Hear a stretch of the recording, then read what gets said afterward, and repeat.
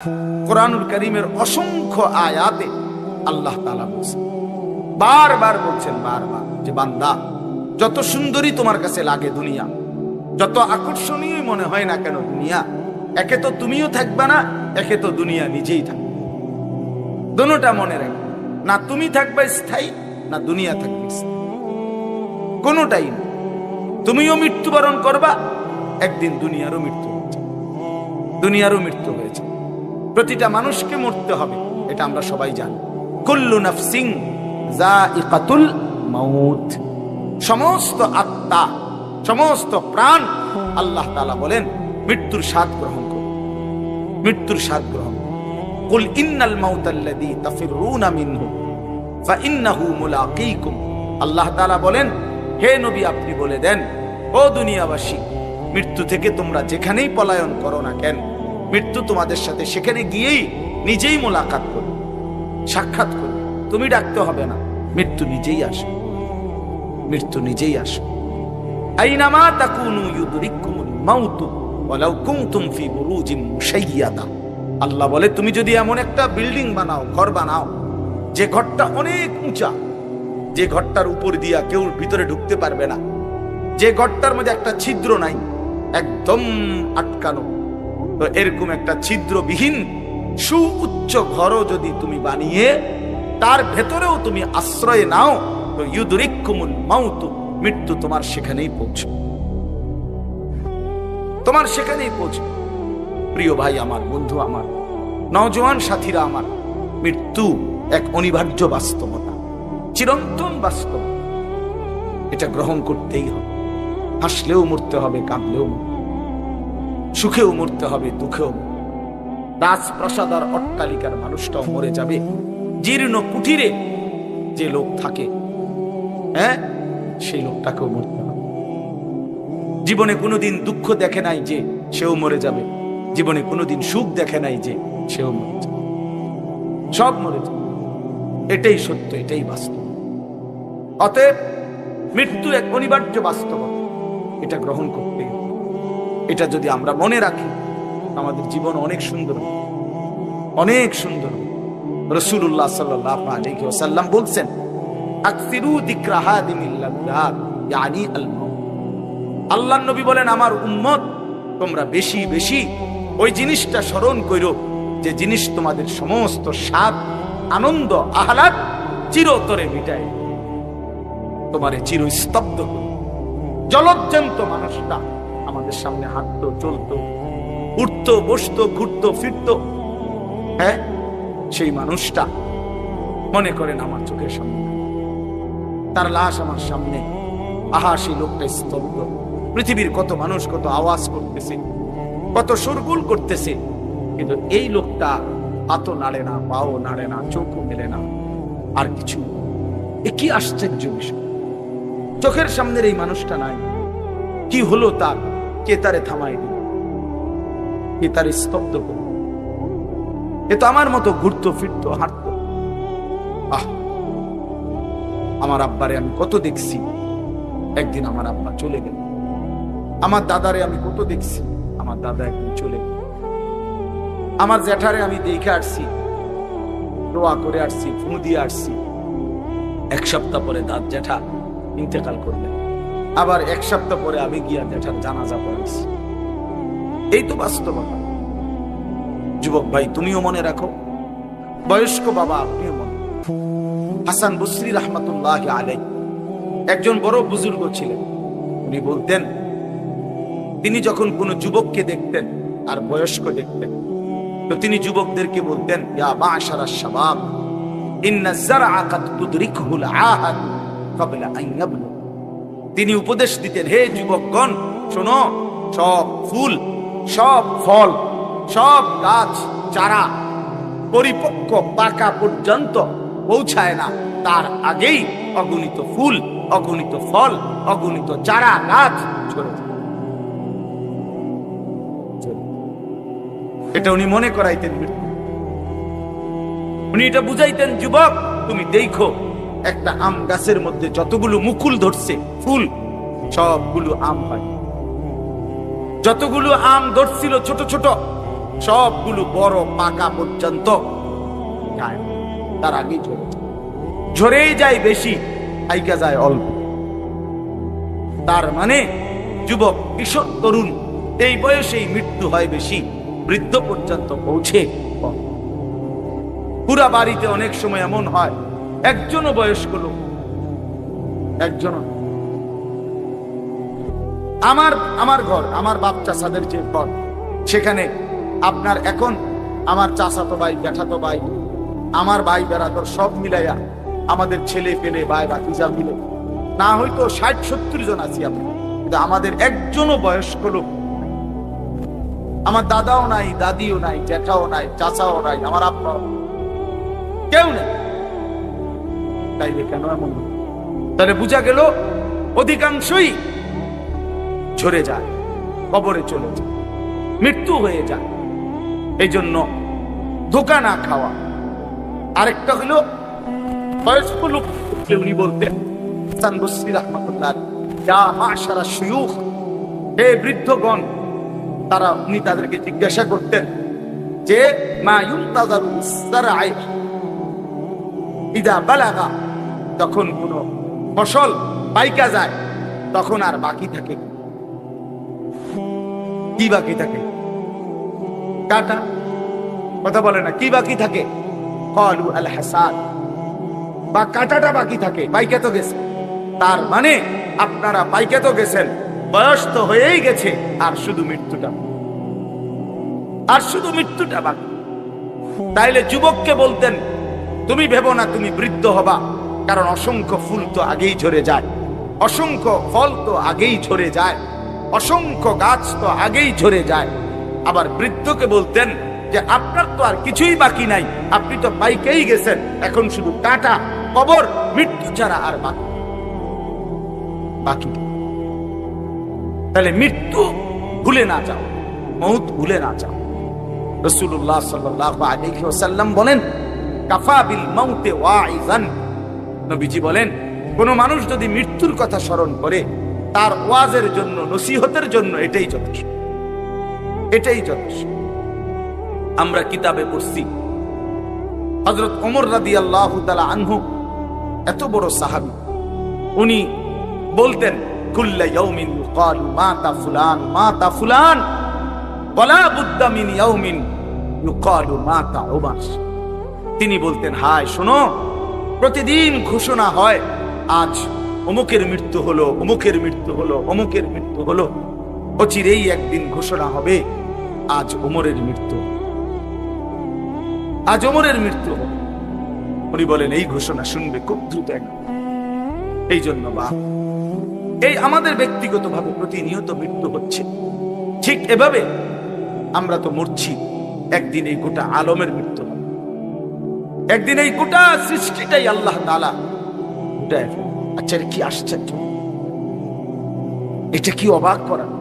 এক মিনিট যদি কেউ বিবেক দিয়া ভাবে, যারে বলে কি, বলেন কি, এত বড় আসমান ভেঙে যাবে, এই সূর্য, আল্লাহ তাআলা বলছে ইযা সামাউন ফাতারাত, আসমান ভেঙে যাবে, ওয়া ইদাল কাওয়াকিবু তাসারাত, তারকারাজি খসে খসে পড়বে, ইযা শামসু কুব্বিরাত ওয়া ইদাল কাওয়াকিবু তাসারাত।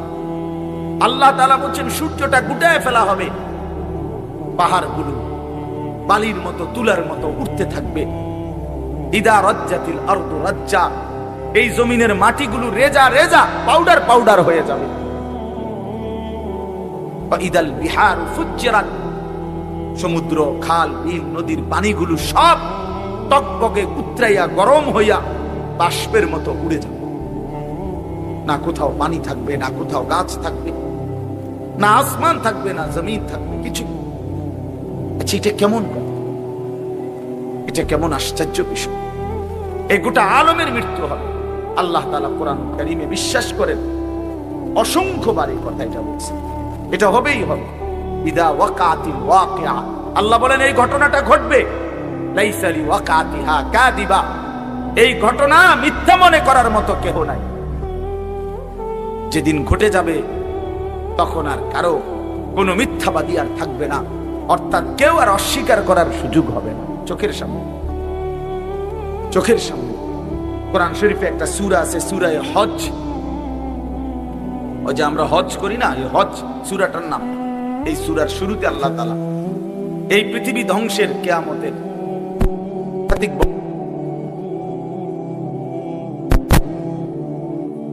রাব্বাকুম, হে মানুষ তোমরা আল্লাহকে ভয় করো।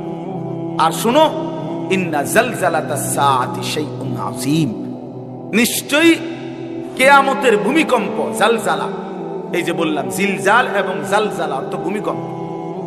আল্লাহ বলেন কিয়ামতের ভূমিকম্প, ইসরাফিল যখন ফু দিবে, আমার এই পৃথিবী যখন ভাঙতে শুরু করবে, এই সৃষ্টি জগৎ পুরাটা যখন আমি আল্লাহ গুটায় ফেলবো, ওয়াসসামাওয়াতু মাতবিয়াতুম বিয়ামিনি, আল্লাহ বলেন 7 আসমান আমি আল্লাহ তাআলার হাতের মধ্যে গুটায় ফেলবো। গুটায় ফেলবো, তুমি জানো না আমার ক্ষমতা। কুল্লু মান আলাইহা ফান ওয়া ইয়াবকা ওয়াজহু রাব্বিক, সব শেষ করে দেব আমি, শুধু আমি আল্লাহই থাকব, শুধু আমি আল্লাহই থাকব। তো আল্লাহ তাআলা বলেন এই ইসরাফিল ফু দিলেই, শুরু করলেই জমিনে ভূমিকম্প শুরু হবে। ইন্না জালজালাতাস সাআতি শাইউন আযীম, আল্লাহ বলেন নিশ্চয়ই এই কিয়ামতের ভূমিকম্প, এটা শাইউন আযীম, বড়ই ভয়ানক, বড়ই মারাত্মক। কারণ দুনিয়ার ভূমিকম্প এক নাম্বার হলো বর্তমানের ভূমিকম্প, কখনো 30 সেকেন্ড, কখনো 40 সেকেন্ড, কখনো 47 সেকেন্ড, 50 সেকেন্ড, এই সেকেন্ড সেকেন্ড মিনিট, 47 মিনিট নি ভূমিকম্প হয়। কথা কর না কেন? 30 মিনিট ভূমিকম্প হয়। 30 মিনিট ভূমিকম্প হইলে আপনার 14 গোষ্ঠী থাকবে নাকি? 30 সেকেন্ড, 40 সেকেন্ড হয় ভূমিকম্প। এইটুকুতে একে তো সময় সামান্য, দ্বিতীয়ত হলো একসাথে গোটা পৃথিবীতে হয় না, এদিকে হলে ওইদিকে হয় না, এরকম। কিন্তু আল্লাহ তাআলা বলেন ইসরাফিল ফু দিলে যে ভূমিকম্পটা হবে, সেই ভূমিকম্পটা গোটা পৃথিবী একসাথে নাড়ায় দেবে, একসাথে। 47 সেকেন্ড না, কতক্ষণ সেটা আল্লাহই জানে। তখন অবস্থা কি হবে? মানুষের আতঙ্ক, এই ভূমিকম্পে আতঙ্ক। আমি একবার চাঁদপুর মাহফিলে ছিলাম, রাত্রে ঘুমাইছি মসজিদের রুমে, ইমাম সাহেবের রুমে। এই সময় ভূমিকম্প আইছে, দরজা খুলে দিছি, দৌড় মসজিদের মাঠে আইছি দাঁড়াইয়া, চাই যে পুরা গ্রামের মানুষ সব আইসা পড়ছে, ওই চিৎকার, হায় হায়। অথচ সবাই চিৎকার দিতে দিতে ভূমিকম্প শেষ। ভূমিকম্প হয়েছেই তো অল্প একটু, কিন্তু এটুকুর আতঙ্কেই যা হুজুর পাবলিক বরাবর। কিসের হুজুর আর কিসের পাবলিক, বক্তা শ্রোতা সমান।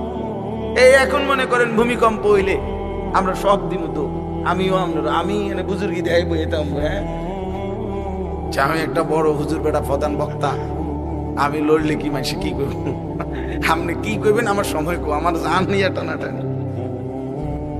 আল্লাহু আকবার। তো এই সামান্য ভূমিকম্প, কিন্তু আল্লাহ তাআলা বলেন ইসরাফিল সিংহা ফু দিলে যে ভূমিকম্প হবে বান্দা, সেটা বড়ই ভয়ানক, সেটা সারা পৃথিবী নড়বে একসাথে। তখন কি হবে মানুষের আতঙ্ক? ইয়াউমা তারাউনাহা তাযহালু কুল্লু মুরদিআতিন আম্মা আরদাআত। এই এক নম্বরে আল্লাহ বলেন যে মা তার বাচ্চাটাকে দুধ পান করাইতেছিল, এই কোলের বাচ্চা, দুধের বাচ্চা, আপন মা তার দুধের বাচ্চা ভুলে যাবে, ফেলে দিবে, ছুঁড়ে মারবে, আর মা পাগলের মতো দৌড়ানো শুরু। কোরআন শরীফের আয়াত। ওয়াতাদাউ কুল্লু যাতি হামলিন হামলাহা। এবং আল্লাহ তাআলা বলেন যে মায়ের পেটের বাচ্চা 10 মাস পূর্ণ হয়ে গেছে, আগামী 2 ঘন্টা 5 ঘন্টা পরে বাচ্চাটা এমনিতেই প্রসব হইতো। আল্লাহ তাআলা বলেন ইসরাফিলের ফু দিলে জমিন যখন কাঁপতে শুরু করবে, তো এই গর্ভধারিণী মা, গর্ভবতী নারী পাগলের মতো এভাবে ছুটবে, দৌড়বে, নিজের গর্ভের বাচ্চা নিজে নিজেই পড়ে যাবে। সুকারা, আল্লাহ বলেন মাতালের মতো সমস্ত মানুষগুলো ছুটতে থাকবে। ফাইদা বারিকাল বাসার ওয়া খাসাফাল কামার ওয়া জুমিআ আশ-শামসু ওয়াল কামার। আল্লাহ তাআলা বলে চন্দ্র সূর্য আলোহীন হয়ে যাবে, সূর্য চন্দ্র এক হয়ে যাবে, ওয়া জুমিআ আশ-শামসু ওয়াল কামার ইয়াকুলুল ইনসানু ইয়াওমাইদিন আইনাল মাফার। লোকেরা দৌড়বে আর ছুটবে, মানুষ একে অপরকে জিজ্ঞেস করবে, ভাইয়া পালাবো কোথায়, দাঁড়াবো কোথায়? কোথাও তো স্থির কোনো জায়গা নাই, কোথায় দাঁড়াবো? আল্লাহ তাআলা বলেন, কাল্লা লা ওয়াজার, না বান্দা, সেদিন আর কোথাও জায়গা মিলবে না। ইলা রাব্বিকা ইয়াওমাইদিনিল মুস্তাকার, আজকে শুধুই কেবল তোমার আল্লাহর কাছেই আশ্রয় ঠিকানা। এভাবে বহু আয়াত কোরআনুল কারীমের মধ্যে আল্লাহ তাআলা বর্ণনা করছেন। আমার ভাই, তো এই ইসরাফিলের ফু দিলে গোটা আলমের মৃত্যু হবে, ভূমিকম্প শুরু হবে। তো এই ভূমিকম্প কেন হবে? এই কাঁপতে কাঁপতে সমস্ত কিছু ভাঙ্গা একসাথে এই সব কিছু আল্লাহর সৃষ্টি সমস্ত কিছুই জমিনের তলদেশে চলে যাবে। জমিন তখন খালি ফাঁকা, জমিনে তখন কিচ্ছু নাই, কিচ্ছু, একটা সুতা মাটির উপরে থাকবে।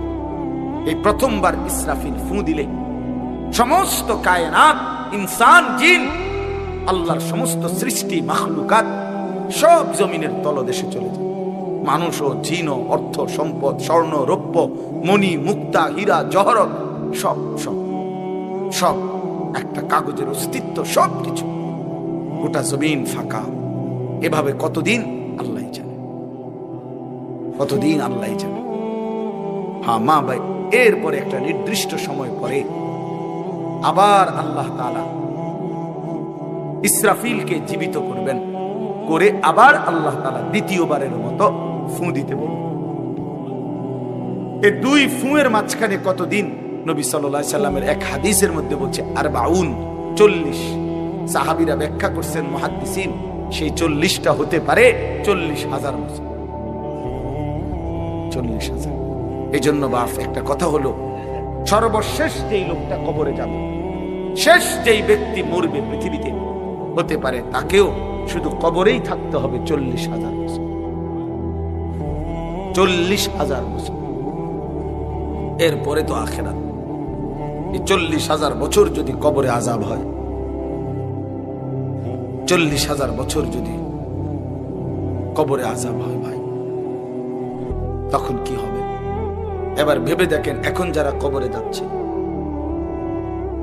হ্যাঁ, নূহ আলাইহিস সালামের জামানায় যারা মারা গেছে, ইব্রাহিম আলাইহিস সালামের জামানায় যারা মারা গেছে, নবীজি সাল্লাল্লাহু আলাইহি সাল্লাম তো 1,500 বছর আগে ইন্তেকাল করছেন, 1450 বছর আগে। তো ওই সময়ে যারা মারা গেছে তারা কবরে পড়ে আছে আজকে 1,500 বছর, 1,500 বছর, 1500 বছর। তাহলে নূহ আলাইহিস সালামের জাতি কত বছর থেকে পড়ে আছে? কোথায় নূহ নবী, কোথায় আমাদের নবী? কত ব্যবধান! এই জন্য বাপ, শুধুমাত্র কবরের বিষয়টাই তো সাংঘাতিক, আখিরাত তো শেষ ব্যক্তিটাও যদি কবরে থাকতে হয় 40,000 বছর, তো এখনকার মানুষগুলো আছে কত কাল ধরে। এই যার কবরে আযাব হচ্ছে, আহা বাপ, সে কি পরিমাণ কষ্ট পাচ্ছে ভাইবা দেখেন। কবরবাসীদের রুহের মাগফিরাত, আরে ভাইয়া একবার চোখ বন্ধ করে 1 সেকেন্ড ভাবেন, আজ আমরা যাদের রুহের মাগফিরাত কামনা করলাম, এই 20 বছরের ব্যবধানে, 30 বছরের ব্যবধানে, 10 বছরের ব্যবধানে, 50 বছরের ব্যবধানে আবার এর পরের লোকেরা আমাদের রুহের মাগফিরাত কামনা করে। এটা কি পরিমাণ বাস্তবতা, কি পরিমাণ বাস্তব! এটাকে অস্বীকার করার, না বুঝার কিছুই নাই, মৃত্যুকে না বুঝার কিছুই নাই। কারণ এত বেশি জলজ্জান্ত আল্লাহ তাআলা এটা আমাদের সামনে দেখাইছেন, এত মানুষের মৃত্যু আল্লাহ আমাদের সামনে দেখাইছেন, এটাকে অস্বীকার করার, না বুঝার কিছুই কিছুই নাই।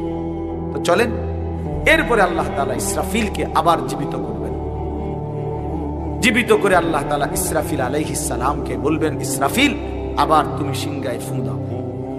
এইবার যখন সিংহায় ফু দিবে, তখন ইসরাফিল আলাইহিস সালামের এই দ্বিতীয় ফুতে আবার ভূমিকম্প শুরু। আবার কি শুরু হবে? ও মাঝখানে ভাই, ওই ছেলে অপদার্থ, কথা বলো না, হাসাহাসি করো না, কারো কথা বাকি থাকলে, দুষ্টামি বাকি থাকলে উঠে চলে যাও, বাহিরে আলাদা জায়গা আছে।